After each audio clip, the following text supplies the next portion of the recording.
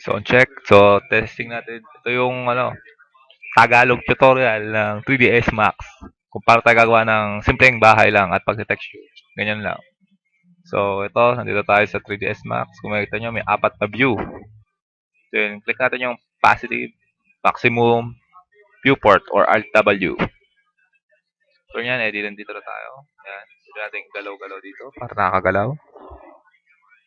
Then, subukan natin gumawa ng isang parang bahay lamang. Okay. First, buha tayong box. Dito sa gilid, primitives object. Tandaan nyo yan. Ito yung mga primitive object sa may unang panel, sa crate. So, buha tayong box. Drag, click. Buha na yung gusto natin. Tawan nyo lang yung mouse, tapos angat natin. Yan. Tapos, para isog natin, yan ito. Select and move tool. Gusto natin siyang i-resize. Ito. Size natin.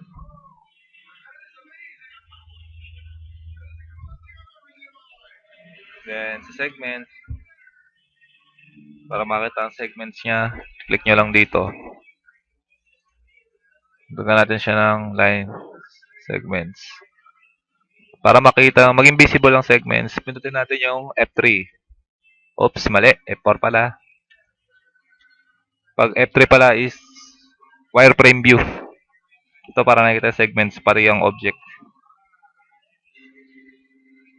Yan, nadadagdagan ko yung width segment.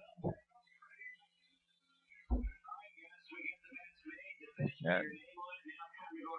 Tapos, lagyan pa natin ang height segment. Dalawa. Isa pa. Oops, yan. Pwede na siguro to. Gawa tayo ng simpleng bahay. Para makapag-navigate, shift. Pindutin yung shift W. Yan. Para mata yung zoom. Dahil ako, wala akong mouse scroll. Yan. Tapos, orbit. Para umikot. Tapos yung rewind. Kung gusto mong bumalik sa span, yan. Rewind. Gusto mong bumalik sa dating pwesto. Para mawala, shift W ulit. So, yan. Pag nagawa na tayo, medyo i-aayos natin. Create. Click na right click. Convert to editable poly. After nun, meron dito mga iba't ibang klase ng selection style. Pag ito per vertex, ito by edge, ito borders, ito sa polygon. So, una natin, hihuhugos natin yung bubong. Gagamit natin itong vertex.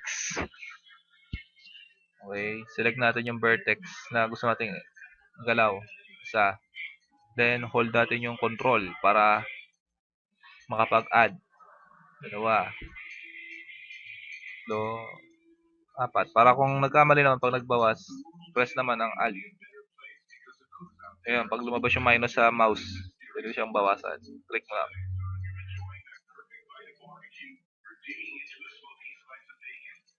Ayaw. So, yun. Select na nga natin siya. Then, click natin ang move para ma-move natin to sa Z axis. Makita mo, yan. Para siyang hugis ng bubong. After nun, gagawa naman tayo ng parang nakalawit sa part na to. Well, di ba, yung mga bubong ng bahay, ganun.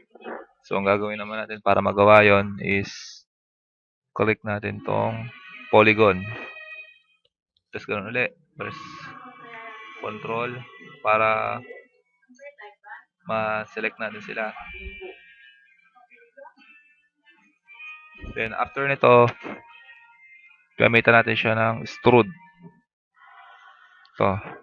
Mga iba-ibang klase ng yan. Pwede naman laro-laroin yan. Gamitin natin extrude. Tapos pag-click siya, yun, umangat siya ng ilang levels. Ito nyo yun, umangat siya ng, nagkaroon siya ng bagong segments dito.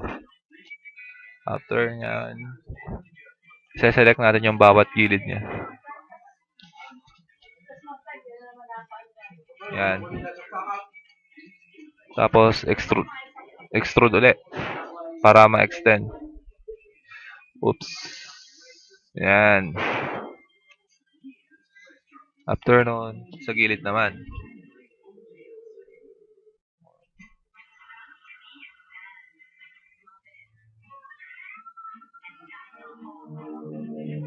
Select ulit natin. Saan na yun? Extrude ulit.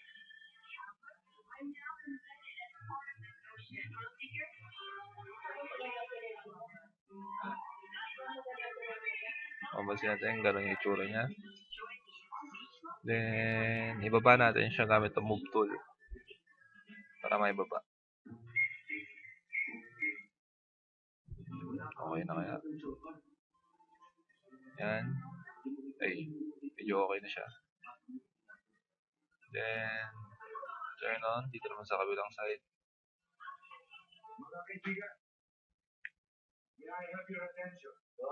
Gusto ulit. Nagpapasalamat ako sa inyo. Sa inyong pagdalo, 30th wedding anniversary namin.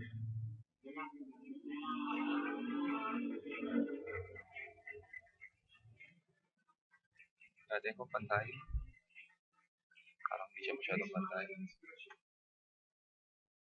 Smooth ulit. For the last 30 years, siya lagi ang gumigising sa akin. Para pumasok sa opisina. Yun. Hanggang tayo ng bubong. Sa kabila din. Medyo usog natin. Ang wedding anniversary namin, ang aking mission. Ang ipinagdiriwang natin ngayon gabi. Kundi pati na ang promotion. The senior agent, Oben de la Rosa. Yan. Nakagawa na tayo ng bubong. After nun, gagawa naman tayo ng mga bintana. So, select natin to. Uli natin ang polygon. Select natin. Then, after nito, gamitin siya na inset para ma-drag natin siya paloob. Yan. Then, resize natin. Para maging okay.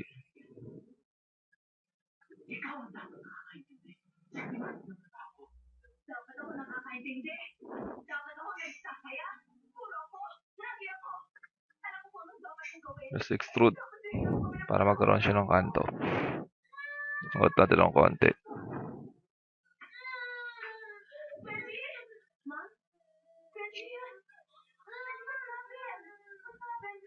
Just inset ulit.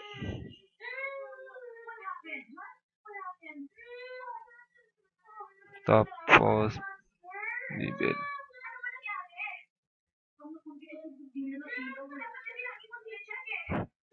Yan.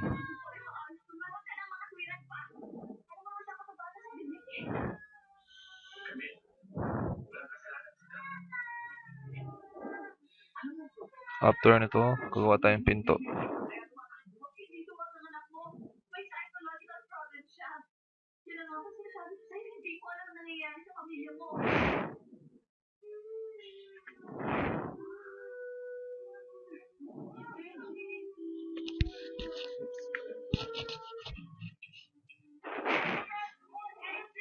Kasi kung medyo hirap tayo gumawa ng pinto, gagawa tayo ng bago. Box. Ito tayo. Sample yan. Tapos, yung segment niya, gagawin ko na lang isa-isa. Tagi-tagi-isa.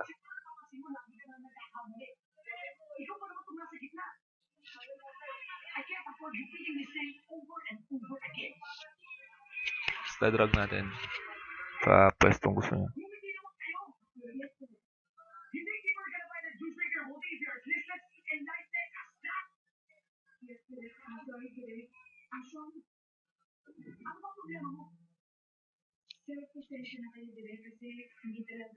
Ay, di ba komportable sa kotse mo? Ano gusto mo isuot magbalot saya sa gitna ng beach?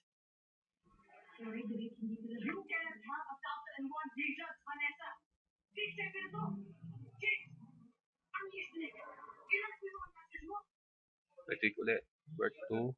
Editable. Poly. Okay, get. Select natin ulit ang ito. Tapos, extrude.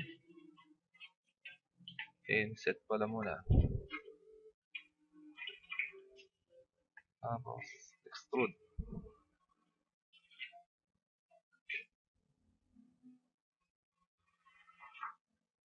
Yan.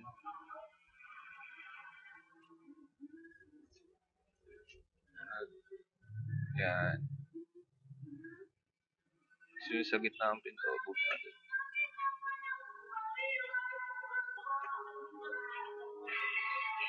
Ikalit ulit doon.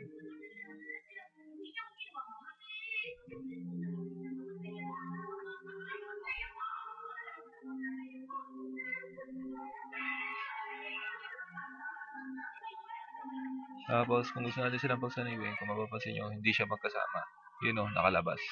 Pagsasamahin natin sila gamit yung Boolean operation. So, select natin yung bahay.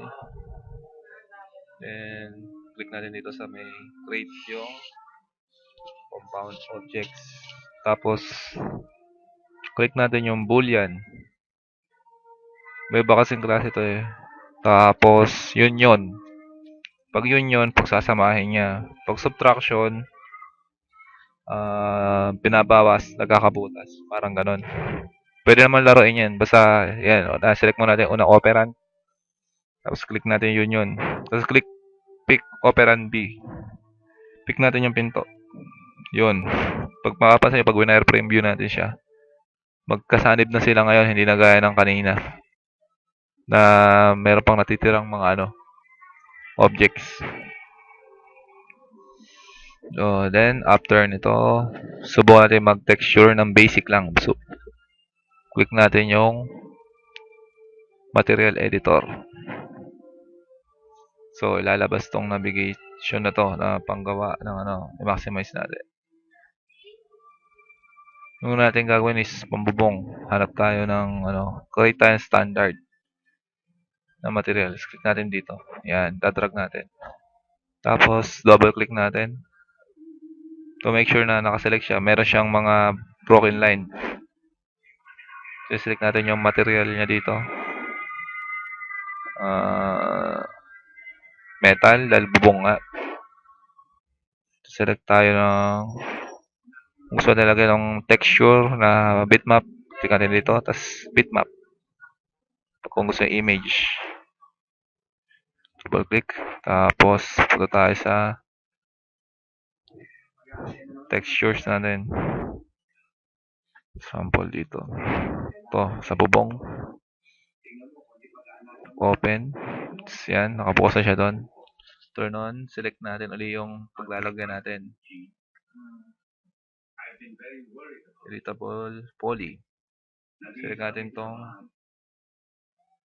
polygon.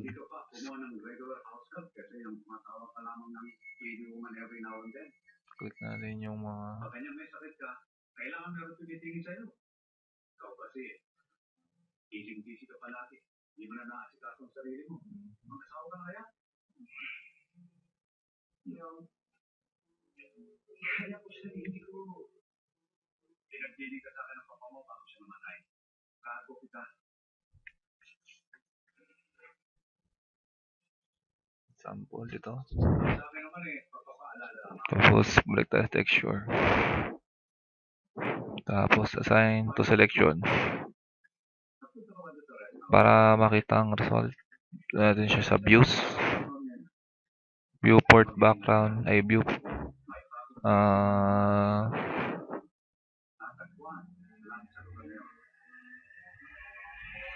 Ito ata. Yung show material in viewport. Shaded with maps. Yun, para visible siya. Yun, medyo may error lang ng konti dito. Ano natin yun? Render.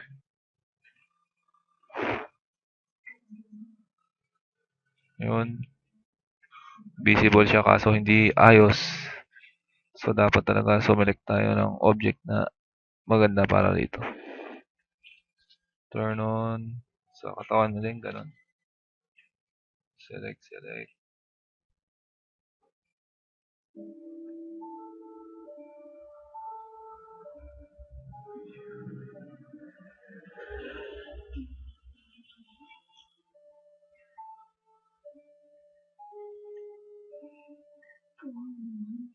So, select lahat ng pipiliin.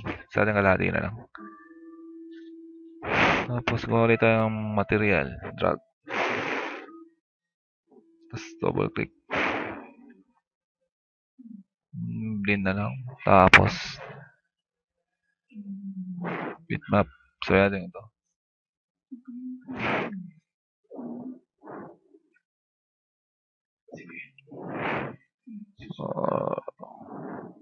Ito lang. Dito, andito yung bitmap niya. Kung gusto nyo siyang i-delete, press nyo lang yung del. Delete sa case sa ano nyo. Tapos balik ulit tayo doon.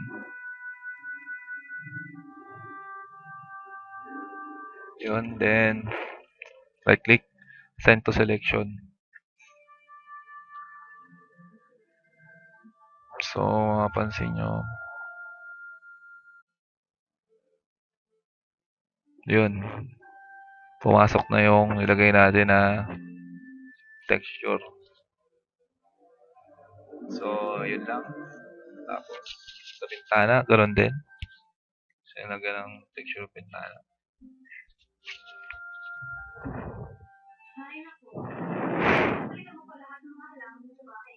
Hmm.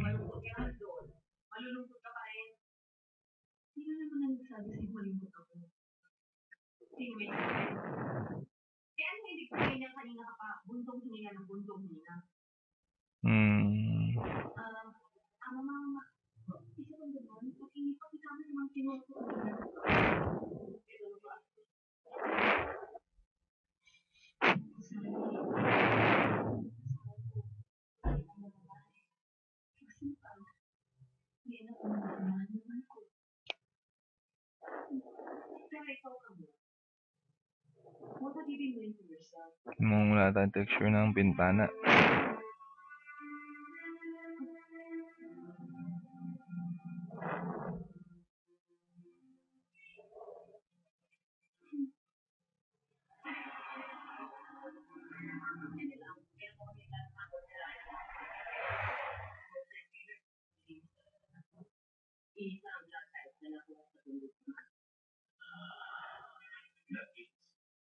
Tamang theory natin, isa lang killer. Sino? Nakita mo ba yung price ng mga kaso natin ng mga serial killers? Sir, patay na natin serial killers yung price natin. Yung iba napunti. Di ba sabi mo sa akin? Lahat ng mga victims, may asawa. Yes, sir. Hindi ikaw ang killer ng mga victims. Kaya wala ba?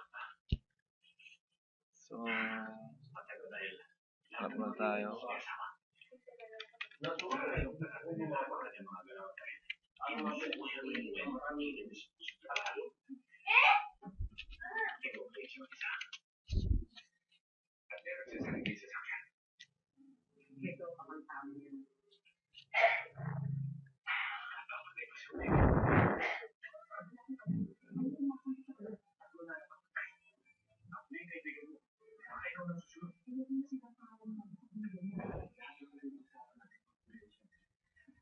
Sample ito.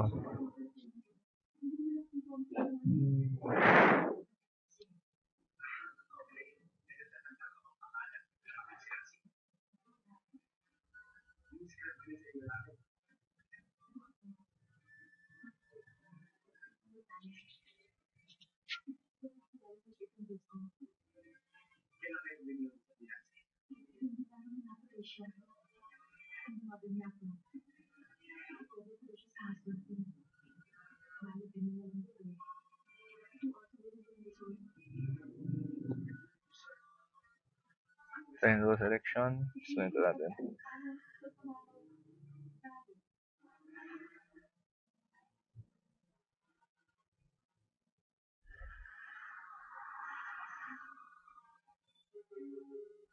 So, yun. Visible na siya.